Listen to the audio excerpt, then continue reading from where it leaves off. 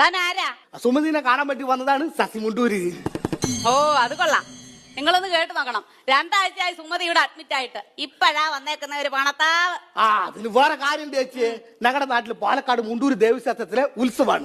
ഈ ഉത്സവം എന്ന് പറഞ്ഞു കഴിഞ്ഞാലേ 6 വർഷം കൂടുമ്പോഴതാണ്.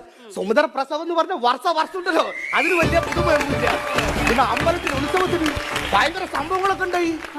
ആന കടഞ്ഞിട്ടില്ലേ, സകലമാന ആൾക്കാർ ഓടി.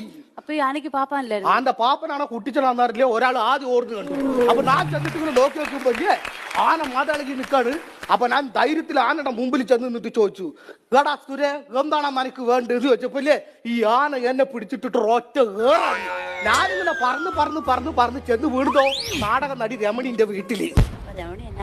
എന്തിനാ ഏട്ടോ അക്രാന്ത മൂത്ത് നടന്നു വന്നാ പോരേന്ന്.